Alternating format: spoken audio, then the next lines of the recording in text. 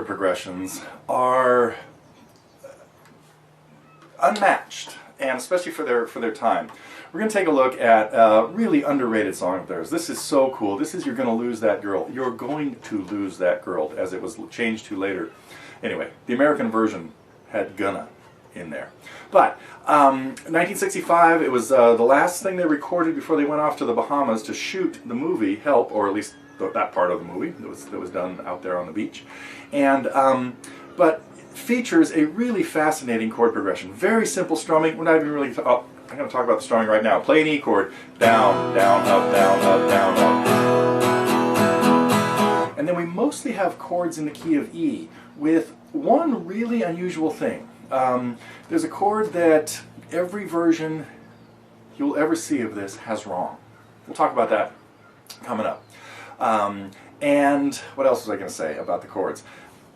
Typical of the Beatles, it crosses keys and just obliquely or abruptly dives from one key to another. Sometimes using usually using a transitional chord or a chord borrowed from the other key, but then it stays in that other key. So the first thing we're going to talk about, though, is just the chords that are in the key of E, because a lot of this song uses chords just in the key of E.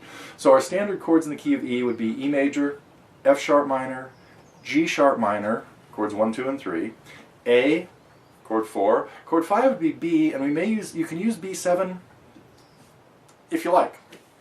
John didn't usually play B7 in this spot from listening to it. And chord 6 would be C sharp minor. So first thing, to kind of review those chords, the chords in the key of E, E, A, and B, and F sharp minor, G sharp minor, and C sharp minor. And this song, though, is also very short. It just has a couple of different parts. It's kind of unusual because it starts off with just what kind of amounts to being the chorus, and it's the part I just played right there. Do, do, do, do.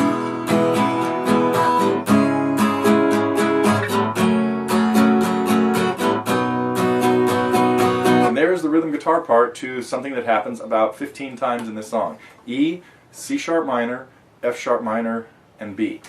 Anyway, coming up we'll take a closer look at some of the chords, and then just at the unusual chord progression that they put together for You're Gonna Lose That Girl.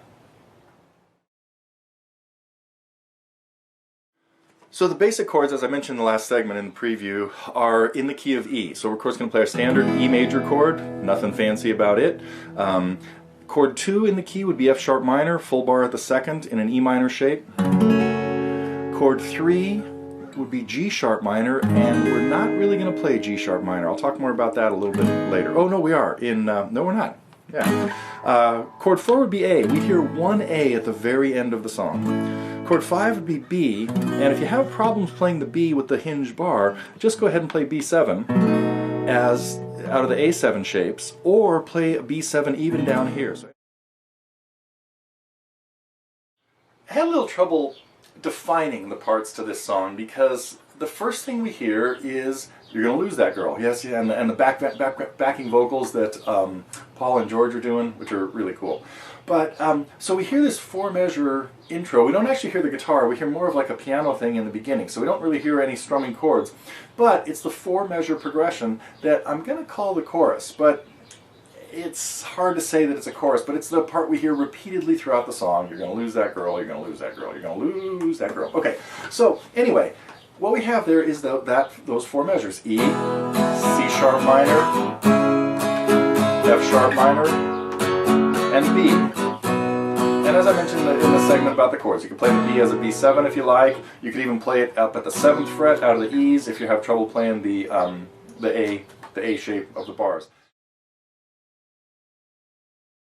Well, George's short lead is so simple but so cool that I got to talk about it just a little bit. But I think we're going to do this without tablature.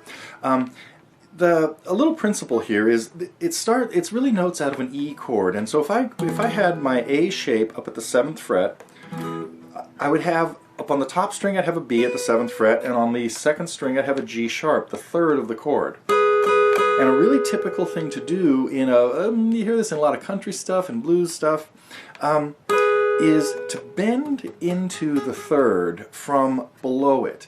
Now on an electric guitar, a really typical way to do this would be start with your 3rd finger on the 7th fret of the 2nd string, and keep and then 3 fingers to bend this note,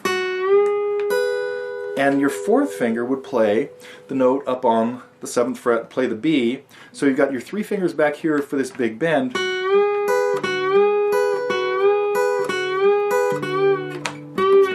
We'll get back to that in just a second. Now on an acoustic guitar though, that is difficult. So what I would do here is do this bend not from the 7th to the 9th fret. We're trying to bend up to that G sharp, and if we do it from the 7th fret, it's a long way, and it's going to make your guitar go out of tune a little bit. So I would do this from the 8th fret to the 9th, and doing this with 2 fingers. Put your 3rd and 2nd fingers on the 2nd string at the 7th and 8th frets, and then have your 1st finger ready to play this, just staying on the 1st string.